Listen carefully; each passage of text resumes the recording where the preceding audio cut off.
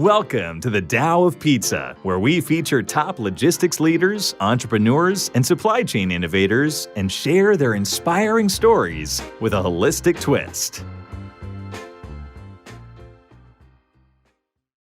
Mark Hiddleson here, host of the Tao Pizza Podcast, where I talk with top industry innovators in the warehousing, logistics, and supply chain business with a holistic twist. Before I introduce today's guest, this episode is brought to you by Specialized Storage Solutions. Now listen, I've been in the logistics and storage industry for several decades. I know I don't look that old, but it's true. We provide industry-leading warehouse storage solutions nationwide. So basically, if you have a warehouse that needs rack, shelving, carts, conveyors, or mezzanines, we help with design, engineering, installation, inspections, and repairs to help clients optimize their logistics operations. Srini, it's fun times, sometimes when people don't realize we can actually help with permit acquisition services. We take a holistic look at your entire business supply chain ecosystem to develop the resources for continuing improving your operation. To learn more, visit specialracks.com or give us a call at 707-732-3892. And I'll even give my personal email for podcast listeners. It's markhiddleson@aol.com. So email me if you're ready to take your warehouse and storage retrieval systems to the next level. Now, today we're joined by Srinivas Rao, the host of the Unmistakable Creative Podcast.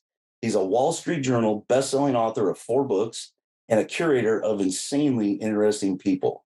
Srini's business and passion is to help readers, podcast listeners, and community members develop rare and valuable skills, systems, and habits that can be applied to every part of their lives, and the inspiration to bring ambitious creative projects to life. Right now, Srini's focused on a knowledge management course called Maximize Your Output, which is helping transform what he's learned from over 1,000 books and 1,000 interviews into original content and ideas. Srini, it's a pleasure to have you on the Tao Pizza. Thank you for joining us. Yeah, thanks for having me. So you are a great guest for me because your podcast happens to be the first podcast I ever listened to. And it was about 5 years ago. I think it was probably 2016, 2017. And at the time I was not a podcast listener. I wasn't interested in podcasts. And but my best friend knew that I was working on a creative project. I'd started a book project, and he sent me a link via text to your, and I said, "What is this?" I didn't even know what it was. And I clicked on it, and you did an interview. I think it was Tim Ferriss was the first interview. Mm-hmm. It was you. And it was, I like to say I'm not a huge Tim Ferriss fan, but I've read all of his books and I love listening to his podcasts and I use his material all the time. So I actually am a huge fan. So how did you get into podcasting? I'm curious. How did you? Well, it's kind of funny. You mentioned you don't listen to podcasts. I still don't listen to podcasts. It's literally my least preferred form of media consumption, which you probably heard me say before. It's just my attention span is too short for them, which is kind of ironic since I make a living creating them. But it turns out that that's not uncommon. Stephen Dubner, who is the host of Freakonomics, which is probably one of the most popular podcasts in the world, doesn't listen to podcasts. So I was like, all right, well, that makes sense. I honestly got into this very accidentally.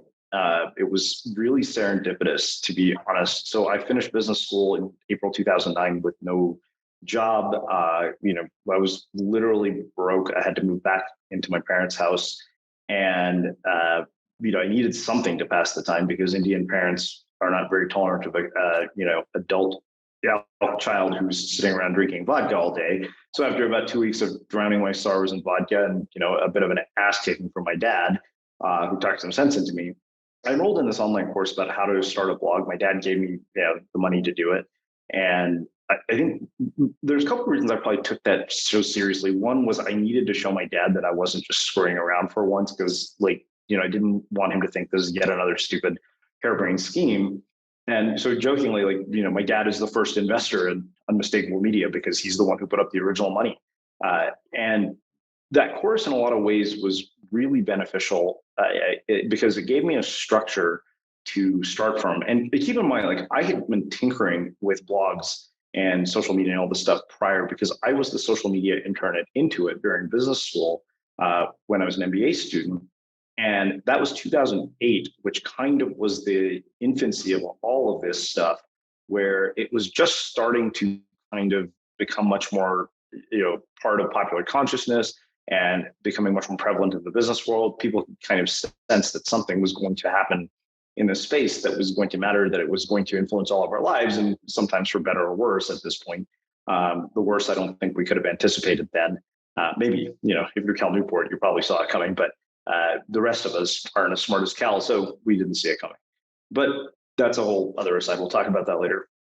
But anyways, so I enrolled in this course, and one of the lessons in the course was to interview somebody as a way to get traffic. And I was diligent about completing all of the lessons in the course for a couple of reasons. And one was because I chose the less expensive way to get the course, which was to pay $97 instead of $500. My dad was like, I'm not going to give you $500 at once.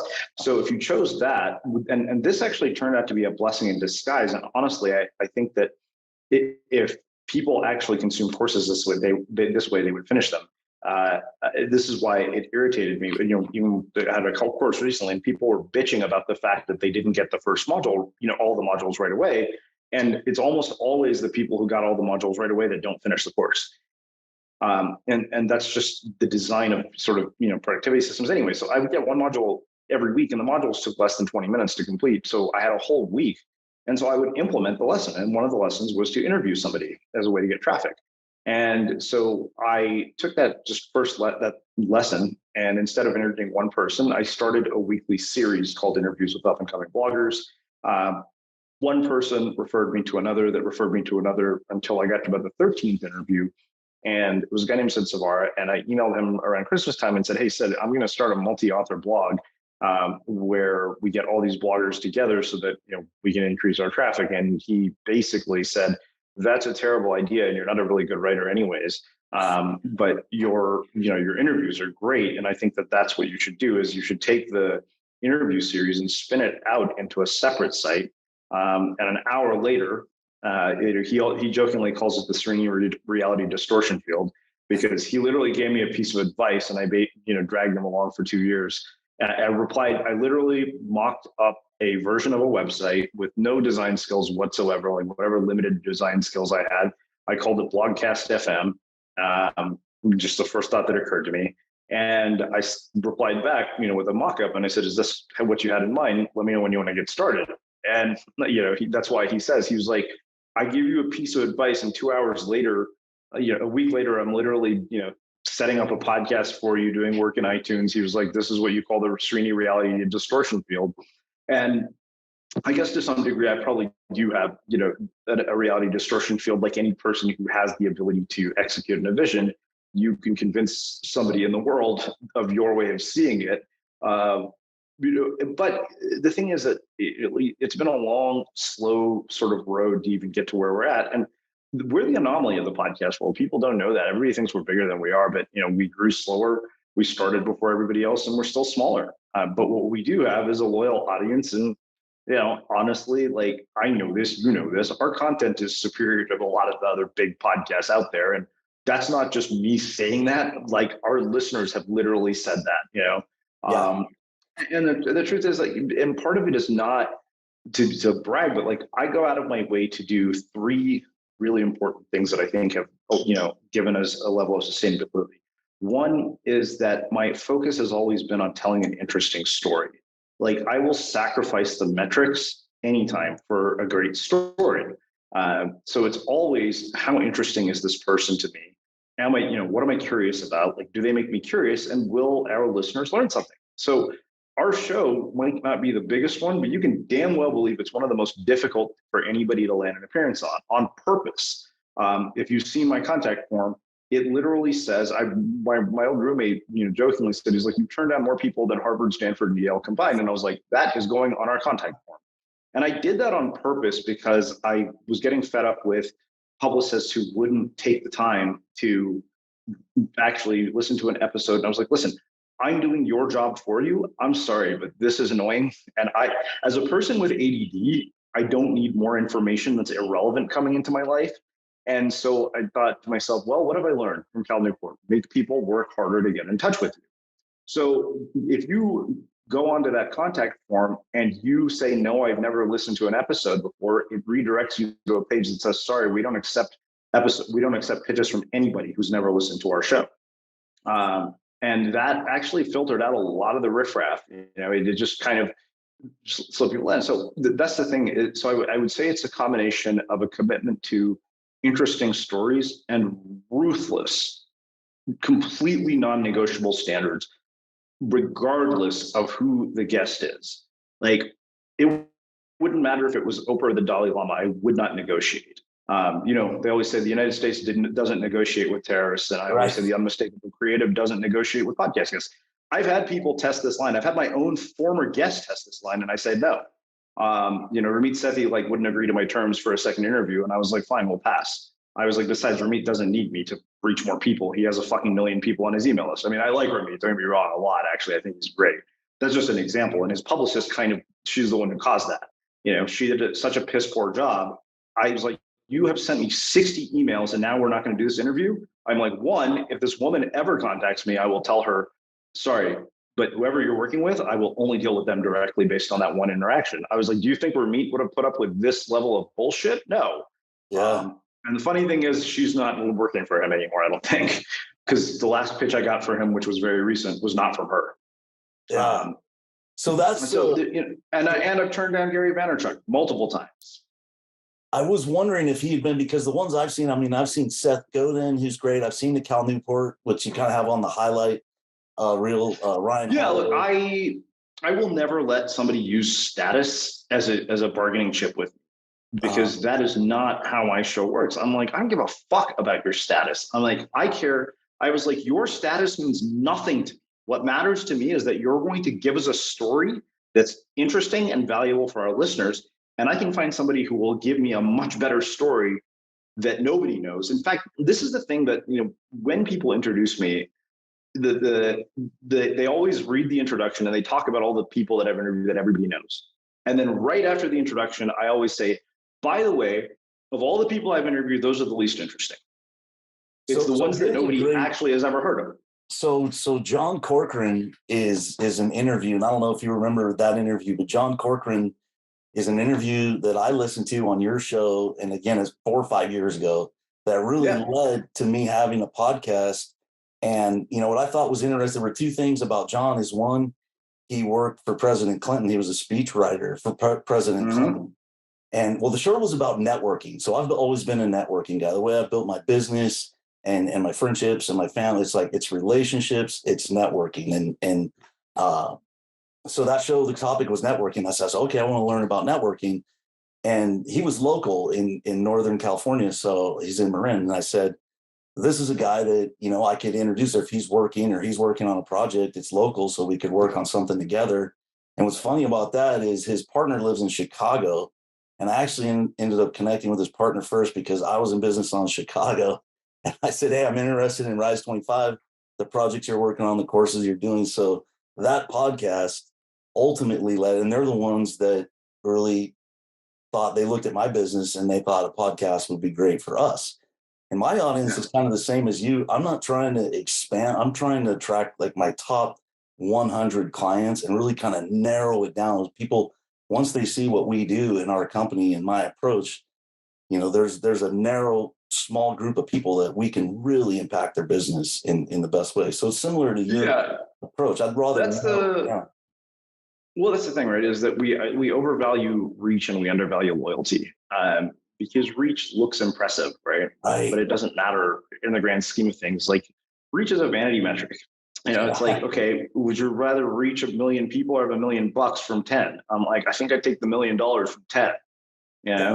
I have a buddy who, has an email list of 200 people, and, he did his first product launch and $10,000 in sales because that list was so targeted, and that business is on track to do 7 figures now. So it's kind of one of those things that's just, that's the problem when content creators get caught up in vanity metrics and they completely sort of forget about the fact that, okay, if I want to build a business out of this, I need to look at the things that actually matter. Everybody falls into that trap. It's very seductive. That's kind of the start, that's kind of the start, and kind of it was really about a commitment to an ethos and a commitment to great storytelling. So speaking of storytelling, one of my favorite books of all time is Unmistakable: Why Only is Better Than Best. And Well, I appreciate that. I'll be honest with you. The reason is you beat me to the punch on writing a book using the metaphor. I mean, I think metaphor is one of the most powerful ways that you can communicate. And the surfing metaphor, using the surfing metaphor for an approach to life is something, it's one of the, I think the guy that invented the lollipop or something, like somebody, a bunch of ideas, people, we're not the same two people who probably thought of, or the only two people who thought of writing a book, using surfing as a metaphor for life. But you beat me to the punch, and I'm like, I'm a holistic thinking type of guy. And to me, when you do something like that, when you're working with the ocean and breaking it down into, the paddle out and, the paddle out, the line up, the drop, and those things in life, the impact zone, how many times I know, from surfing, and life is a lot like the ocean. There's certain times you get caught up in a wave. You just got to roll. If you try to fight it, you're not going anywhere. And I love what you did with that, but where did that idea sort of come from? Well, in parallel to sort of having no job post business school, one of the things that happened was surfing. I needed a way to pass the time, and surfing, it turned out, was a really great hobby if you're unemployed, because it takes a shitload of time and it doesn't cost money. And I was just telling my roommate Tim about this, and this is a story that I realized I had never actually told in public before on a podcast. So, my dad gave me the $50. So what ended up happening is my dad gave me the money to enroll in the course, and at the same time, I told him, like, Dad, I'm like, I am not going to find a job submitting resumes on job boards sitting here in Riverside. I have to go interact with people, and those people are in LA. And one of my classmates from Pepperdine agreed to rent my apartment if he didn't have to pay the deposit, and he agreed to let me sleep in the living room of the apartment that was once mine. So my dad gave me a $50 allowance, which was embarrassing. So just think about this. I'm 30-something years old. Now imagine trying to make $50 last 5 days in LA. You want to talk about learning how to be resourceful. So I figured it out. So it took, probably a few experiments. So the first thing that I realized was going to get expensive was parking at the beach, because parking at the beach is really expensive. And if you get a parking ticket, that's even worse, because in LA, a parking ticket is like a $75 fuck you from the universe. And that was then, so it's probably even more now. Yeah. So and you have 4 days. It's 4 days to pay it, and there's like an $80. Well, yeah. Trust me, I always jokingly say that the San Francisco Department of Parking and Traffic should erect a statue in my honor. If they don't, then I'll just buy that, peeing boy of Brussels you see in the Sky Mall catalog, and could put it there with a little plaque that says, Srinivas Rao for all his contributions made to this shit show of, government agency. Yeah. But, in San Francisco and LA, like the way they make street signs, it's like, I need a PhD in statistics to figure out when I can actually park here, because there's so many contradictions on one sign. Yeah. Anyways, so that, but I figured out quickly that there was a way to get around that. And it turned out that the city of Santa Monica had a beach parking pass that you could get for $20 a month, which I learned from other surfers. So that took care of the parking situation. And, I wanted to go to networking events to try to meet people. And I'm not a fan of networking events anymore, mainly because they're just excuses to get drunk. And, basically after that point, if I ever went to a networking event, it was just a, ruse to meet women. But the thing is that, but you had to pay to get in, and a $10 cover charge when you got $50 to last 5 days is a kind of a nightmare. So I figured out that if I emailed the organizers of the event, I could volunteer to work the door, and I would get to go for free. But even better, I met everybody because of that. Yeah. And, I would get a couple of free drink tickets. And if I wanted to drink, I thought, what, I'm not going to buy drinks at an expensive bar in LA. So I would take a flask, fill it with vodka, go to the bar, order some water, go to the bathroom and pour it out. And I acquired a taste for straight vodka, which, is because of this experience. On Wednesday evenings, the Santa Monica Surf Club had a happy hour where they had free food. So I went to that. And then, to wrap up the week, I pulled a Steve Jobs because there was a Hare Krishna temple around the corner from this apartment. So I would go to the Hare Krishna temple and have dinner. And that is how I made $50 a week last for 5 days in LA. Oh, and then for food for the rest of the week, I should have mentioned this. This is another ridiculous thing. So, I was thinking, like, what's the most inexpensive way to eat when I'm surfing 6 hours a day because I need some fuel? Turns out peanut butter and jelly sandwiches. And I learned another lesson. Don't leave your duffel bag open on the beach when it has bread in it, or seagulls will eat your sandwich. So that was one lesson I learned. But that was it. I mean, and that went on for almost 7 months until I found a job. And so that was where surfing came into all this. Yeah. And so you used a lot of those lessons that you had from surfing. I mean, for me, the paddle out, surfing, like cold calling, it's like all those things you do that aren't paying off, but you're not going to catch any waves if you paddle out. And it's hard to paddle out. And we were talking before the show, it's like, you have to be in pretty good shape just to get out there. Forget about catching a wave, like in order to go out and come back and not die. Well, and then you have to be willing to get into to begin with, right? That's the whole other thing, right? Is you could just stand there on shore and stare. But yeah, I mean, that was, so what ended up happening from that, kind of what led from that to the book was that coincidentally, the writing, the podcast and surfing were all kind of happening parallel to each other. And so I was starting to learn all these things, and I started to learn about sort of the concepts of flow, and suddenly everything kind of made sense. I thought, well, that's why I get so many amazing ideas from being in the water, because it's the ultimate flow experience. It provides the euphoria. I mean, literally every single time I'd come out of the water, I'd have a new idea for something to write about. And the idea for surfing as a metaphor, for life in a book, I wrote that down in a notebook like 4 years before we ever wrote Unmistakable, before I got a book deal, before I knew I was going to get a book deal. Just kind of always been on my mind that, this would be a way to organize a book. And when I got my book deal, my writing coach, Robin, was like, we need an organizational structure. And she just called me out of the blue and she was like, what about surfing? And I was like, funny enough, I already have an outline for that to some degree. So I finished writing that book in 6 months. I mean, I can't read it. That was, I think part of it was I had a basis to go off of. So, and that just takes a whole other sort of level of, literally I was living at my parents' house, so there wasn't anything else to do. So it was easy to finish the book in 6 months because all I did was work on the book. Because my editor, Stephanie, when she made the offer, she said, can you have it done by November? Not realizing that 1,000 words a day and writing a book are two entirely different beasts. Right. Yeah. Because in my mind, it was like, oh yeah, I can write a 50,000 word book.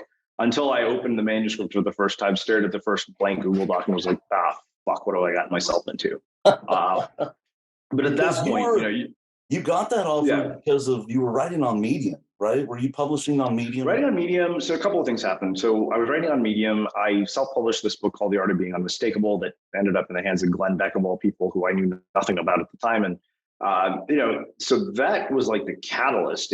That book became a Wall Street Journal bestseller. It's funny because when my traditionally published books are more well written, but that book sold a lot more copies. So it's kind of this interesting thing. People have this idea of what a book is supposed to be or what it's supposed to look like, and there's really no thing other than that people enjoy reading it. That's all that really counts. So that book just came about, and of course, you need a point of view, and this is why I've always jokingly said we could have just as easily called Unmistakable "Everybody is Full of Shit," because that's what I said in a more diplomatic way.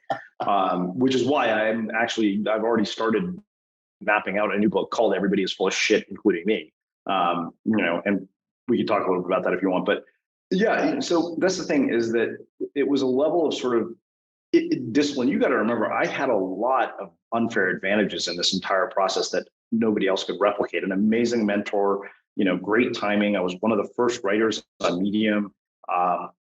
And, layer on top of that, the environment I was raised in, Indian parents, rigid discipline, straight A's in school, like that was just the norm. So for me to sit down and write 1,000 words a day, you mentioned that I beat you to the punch, Mark. There's almost nothing that I won't beat you to the punch at. Once the idea is in my head, you beating me to the punch is probably not going to happen. Like my brother-in-law talked to me about this. He said, dude, he was like, you need to write about this because like your whole family is like this. You literally, and I'll give you an example. My dad was really fed up with the water bills in Southern California because in SoCal, everybody's a bunch of pretentious pricks about how their yards look.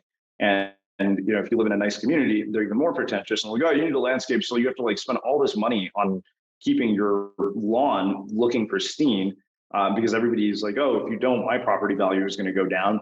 And my dad was, this is some bullshit. We're spending like $400 a month on water. It's not like my dad, that's like, stretch for him to spend $400, but he's Indian. So he's naturally thinking this is bullshit.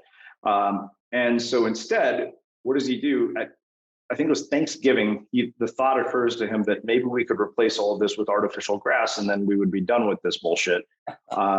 And by Christmas, not only was that whole thing done, by the day, 2 days before Christmas, it was finished. We're talking fully re-landscaped front yard, artificial grass, all of it, like an entire, like walkway up to the house. And it was a thought in his head and Thanksgiving, and it was done 2 days before Christmas. That's really fast for a project of that magnitude, right? And my brother-in-law mentioned this to me. He said, your whole family is like this. He said, dude, he's like, when I talk to you in the morning, when we're working and you tell me about an idea, I usually see the landing page for it on Facebook in the evening, because that was sort of, like bias towards action and rapid execution. That's how this all started. It's just my default. Like once I have an idea of how to do it, you're never going to beat me to the punch. So don't feel bad. No, don't feel bad. There was no chance in hell you would beat me to the punch on that. Yeah, well, I wasn't a writer at the time. I was just thinking it would be nice to write a book. I'm a lot the same way. But I mean, that takes us back to sort of all the things that I had that you don't, right? Is like we don't. This is the problem with so much of this prescriptive advice: is context matters, and nobody wants to think about that. It's like I can sit here and fill your head with bullshit platitudes, 90% of which won't be true for anybody in your audience. So some of the things I have taken, it was like interesting. I'm thinking, what are the things I learned? What are the habits? I went to one of your courses too that you did at Creative Live. Yeah. And that's right. That, it brings up, this is kind of it's a change, but the things I learned, and I already knew this, from practicing instruments or basketball, but a writing practice, and you had a thing of 1,000 words a day. And when I was consistently writing, I mean, we're talking about still having a full-time job, still coaching Little League and basketball and football and lacrosse. And I was doing like maybe 250 consistently. Maybe some days I would hit 800, just depending. But it was, not 45 minutes a day or 2 hours a day. And writing as a practice, though, really, it's almost like meditation. And, for me to sit down. And the more you do it, the easier it gets, like at a certain point. And there are days I think that the thing about this is that people have this idea that it's, you're going to like just dish out nuggets of gold every time you sit down to write. And that's so not true, which is actually what got me into this whole sort of knowledge management thing that I have been, really working through, and understanding this. So, I mean, we can take this there if you want. It's your show, so I'll let you. I would love to hear more about the course because, I'm going to take in our audience. So our audience is, people who are professionals in the logistics industry. They're looking for ways to maximize up. They're looking for new ways for ways to look at things. So I'd love to hear about. Okay, let's take a few steps back to kind of paint the picture here, right? So you look at sort of the last probably 20 years or so with the growth of the internet, with the explosion of technology. What has happened is that we have the ability to both consume and create more information than we've had at any time in history. And the pace at which that's happening is insane. It's so fast. And the funny thing is that, given that you're in logistics, this, the minute you solve one problem, you create other ones as a byproduct of the solution to that problem. That's the irony of innovation. It's kind of one of the paradoxes of innovation, is that for every problem you solve, you create another one, which creates another opportunity to innovate something else. So, and credit where credit is due, Tiago Forte really kind of deserves credit for this thought process, but he kind of got me to think about it and expand on it a bit more. And then when I get done talking to you, I'll write about it, for a few minutes. But so what do we got past that problem of sort of, being able to create and capture content.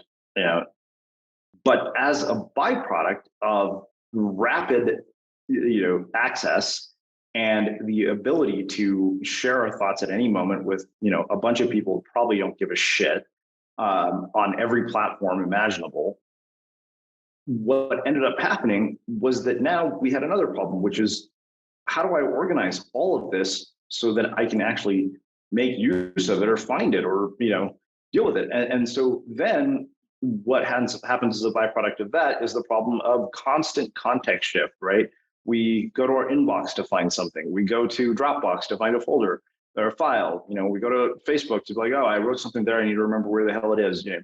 And so what do we do to deal with all this? We built distraction blocking tools. We came up with life hacks. People like Cal Newport wrote Deep Work and A World Without Email and, all these things. Don't get me wrong, I love Cal. This isn't a rag on him, but I have been having this debate about, sort of, I said, Cal, I'm like, the problem with all these solutions is they're Band-Aids on a bullet wound, because what these solutions don't address is the root of all these problems, which is the way that we organize information and the speed at which we can access that information, right? So think about, and so the term that I use now, which I literally just came up with this week, was information accessibility speed. Now, if you have a really high information accessibility speed, meaning the time it takes to find something, and high information accessibility speed in our world is a minute or two.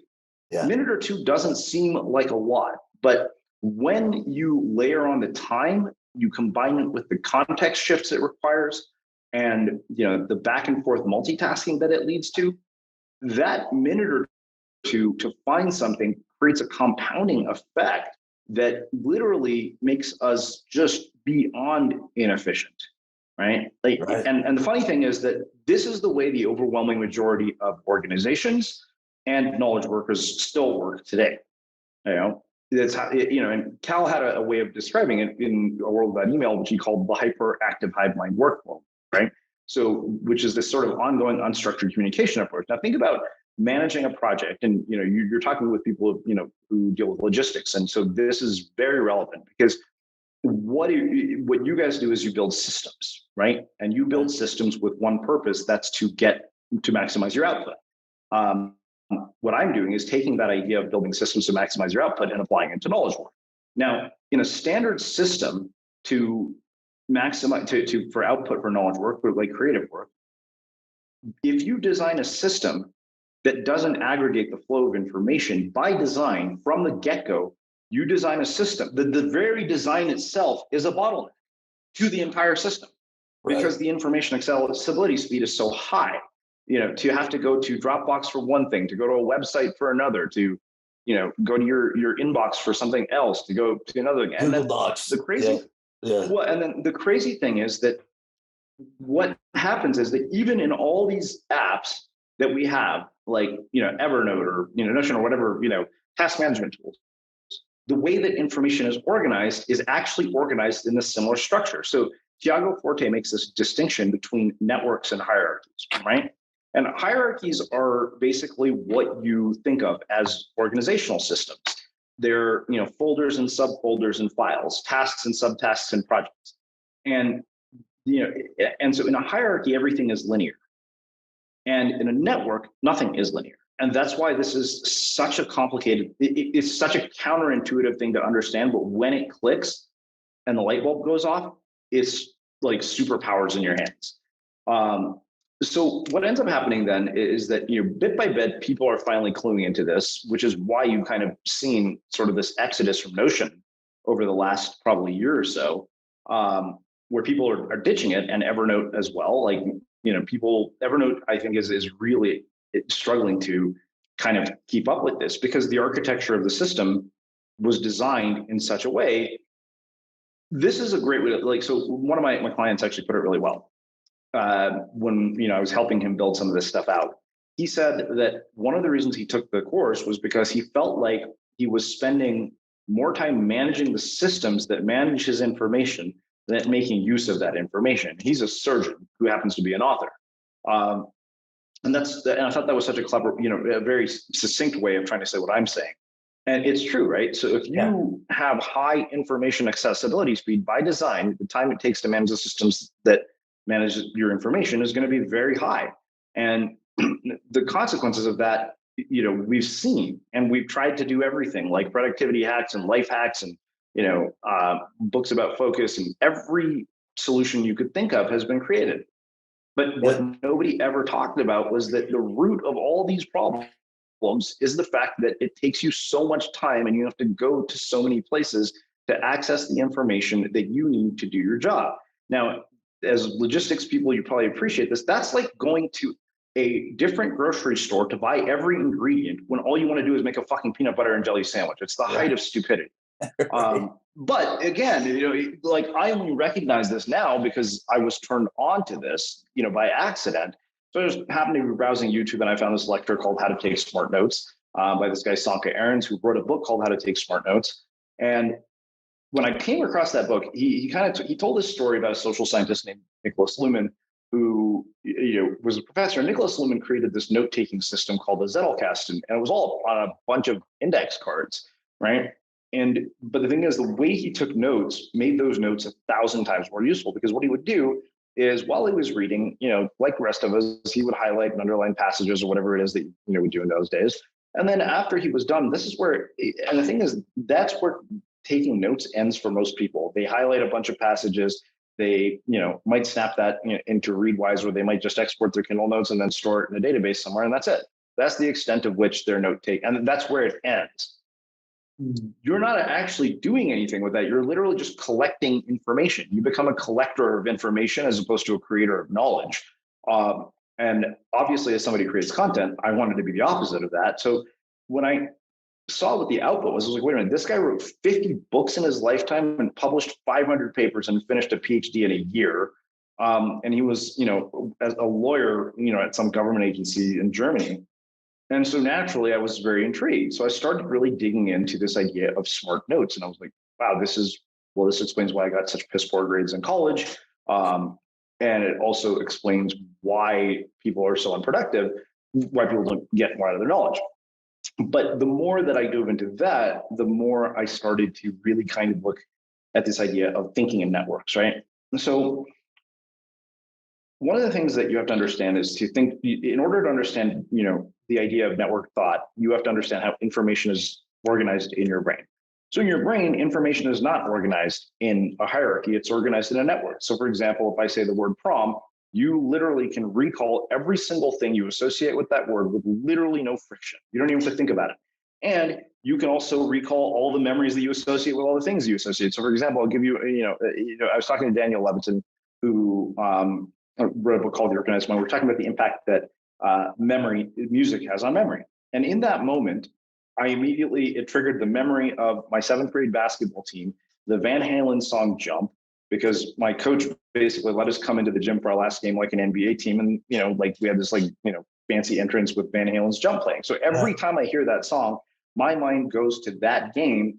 But the thing is, I can go from that game to the color of our jerseys, to my coach, whose name was Coach Brown, to the football team where I got the shit beat out of me on a daily basis, to the fact that, I was going through puberty and cheerleaders were, wearing short skirts. All of that is connected, based on that, from that one song, I can basically recall every single memory and thousands of other ones, because the way that information is organized in your brain is as a series of nodes that are all in an interconnected network, connected to other associated networks in the brain. Now, what network thought does, or what network knowledge management does, is allow you to do that with information.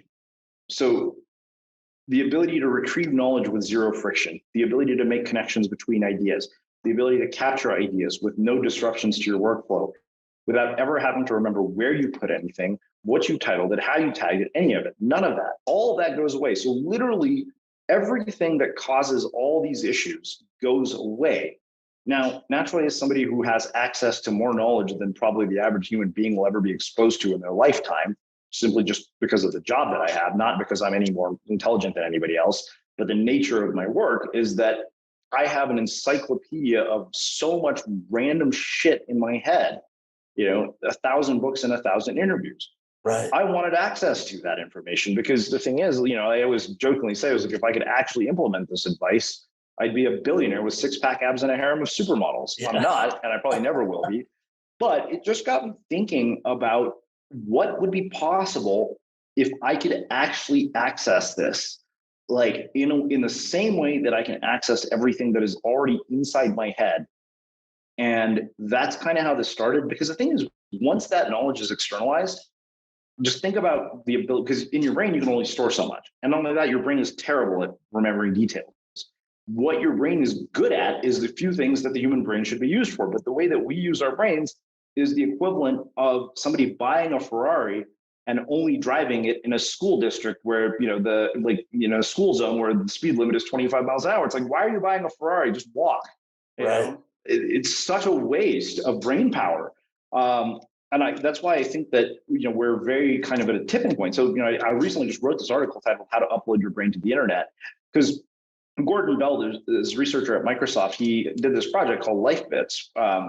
And he wrote a book called Total Recall, which was this whole idea that, we could have complete and total recall at some point.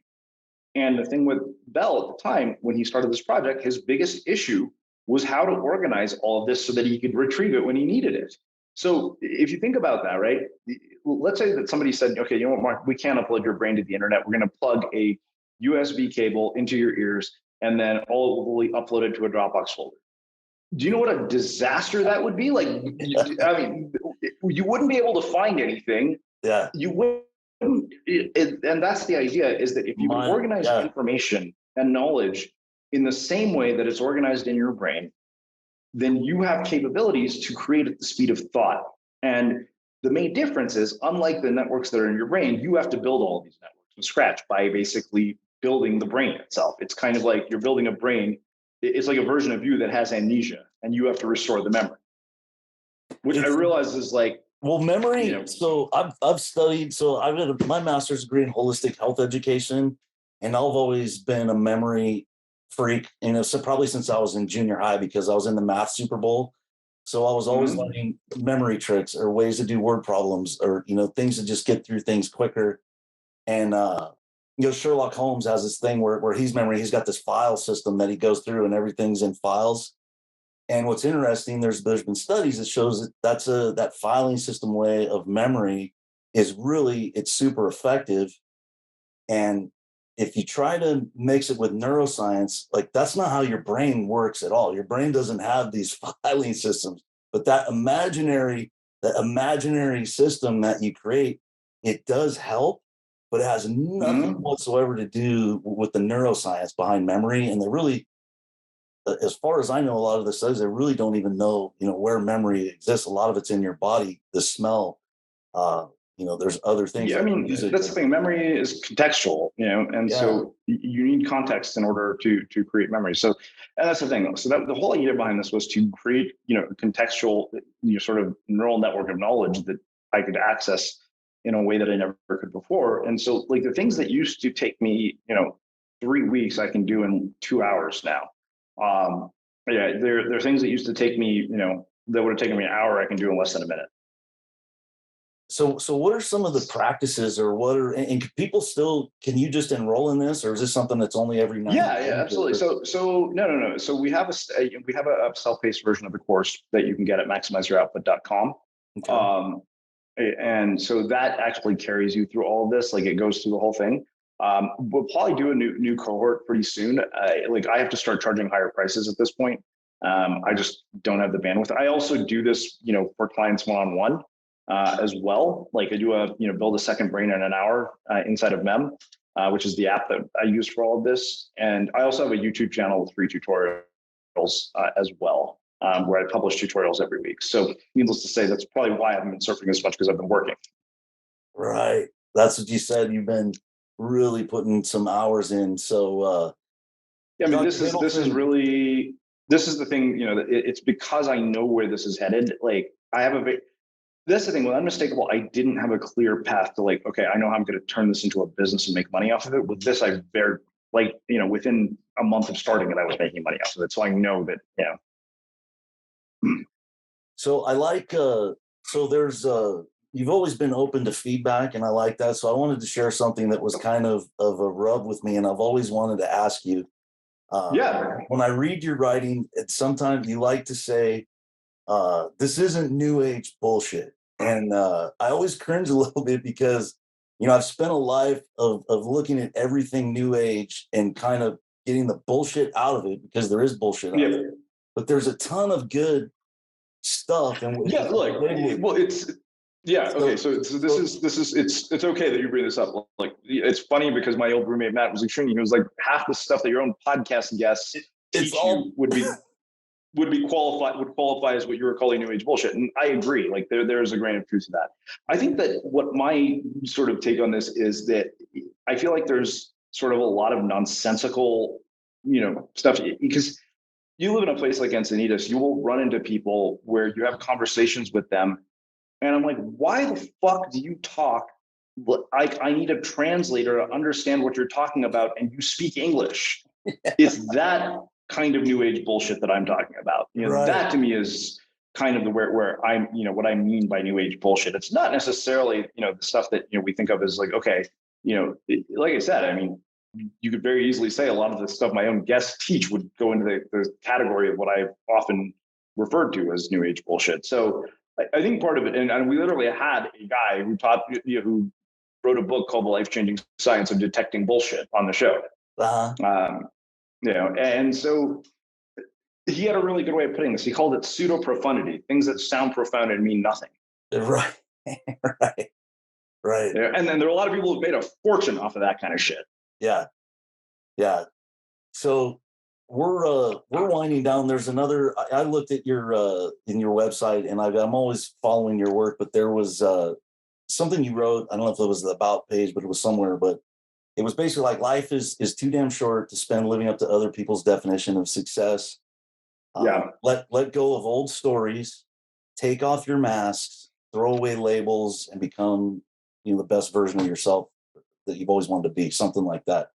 Can you say a little bit about, because I think all those, letting go of the past is huge, that a lot of people don't realize. In the masks, I've done a lot of work. I'm doing an archetype series where I'm doing 12 podcasts on archetypes that I've embodied over the years, that once you look at it, you're like, I'm just playing a role. Like, this is an energy I can, it's still me, but it won't have to be. So what are some of the ways for letting go, taking off masks, throwing away? Well, I think the first thing is to acknowledge that you're wearing them, right? And that's the hardest part, is that you have to basically say, okay, I'm willing to ditch this, because look, identity is a really powerful thing, and it's very hard to ditch, especially the more embedded your beliefs are.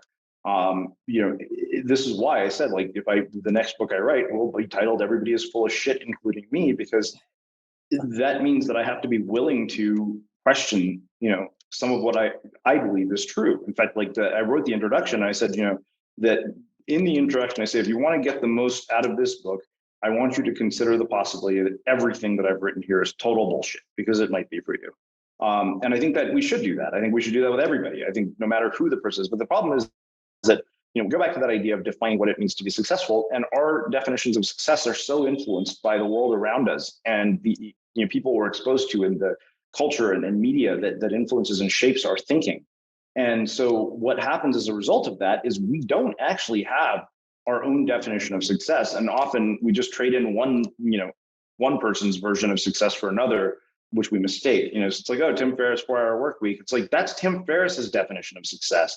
You don't get to say that that's my definition of success because you read the 4-hour work week. It's not your definition of success. You just think it is because you've been exposed to an idea over and over again. And so what I think that you have to be really willing to do, and this is hard. I'm not saying this is easy.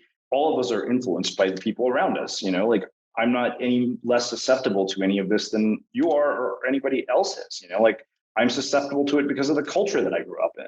I'm susceptible to it, because the friends that I have are all, high achieving, people who are driven almost to a fault as I am. Yeah, and yet we have to be able to kind of say, okay, like, where's sort of the balance between what matters to me and what looks impressive? Because so quickly we get caught up in this sort of validation spiral of wanting to impress other people. And as a result, we make choices that basically look good on paper, but are actually terrible for our lives. And that's such a hard thing to do, to break that pattern, because nobody's going to question your sanity for taking a job at Goldman Sachs or going to school at Harvard. If you say that was a life decision that you regretted, or that it was a bad decision, people would think you're out of your mind, right? Because it doesn't sound unimpressive at all. It sounds amazing. It sounds like, oh, you got your shit together. You went to Harvard. Yeah, and this is what I always say is, like, even if you go to an Ivy League school, it doesn't make you immune to being a douchebag. Right. Exactly. Or if you went for all the wrong reasons. Yeah. If you went for all the wrong reasons, it's a waste of time and money. I mean, if you want to. And that's the problem, is we've created a world that perpetuates people going for the wrong reasons. And that's just kind of where we're at. And so this is, I wish I had like I said, I can't give you this answer in a soundbite, because there is no soundbite to do this. Like, there's no sort of manual. I mean, that was part of the reason people get annoyed with Unmistakable, is you don't give me a tactical roadmap, and I'm like, that's the whole fucking point. Yeah, is that there is not one, right? I've been reading this book called Quarter Life that just came out, which is all about sort of people making decisions between the ages of 25 and 36. And one of the things that she said is, like, we have this idea that we have a path. The thing is that anybody who's lived, as you would know, realizes you could map out this like perfect plan and have somebody gives you a map to follow the path, and nothing will turn out like you think it's going to. And she really summed it up beautifully. It was like, it's the experiences that you have that define the path. It's not the path that defines the experience. And that, I mean, I don't know any other way to sum it up other than that, by stealing somebody else's ideas, which is how I built a career, by stealing thousands of other people's ideas. Yeah, great artists steal, right? Good artists borrow and great artists steal. Well, we're getting close to the end, and I'm going to tell you, Srini, we are going to put all of the resources you mentioned will be in the notes section, and you've mentioned a lot. You laid it on us. Like I said, I'm like an encyclopedia. It's kind of insane. My friend Michelle Florendo, she's like, you're like my personal productivity encyclopedia. She's like, I know that if I have a problem, you'll always have some sort of solution that'll work for me. And my friend Matt's like, Srini, do you have a book on recommendation on this? He's like, what am I talking about? You always do. Right. Exactly. It's just, what is it? Well, so tell us again, what's the best way to engage with the content? Obviously the podcast, I would say podcast being one, and then maximizeyouroutput.com is where, you can kind of get into like the stuff that I'm really working on now.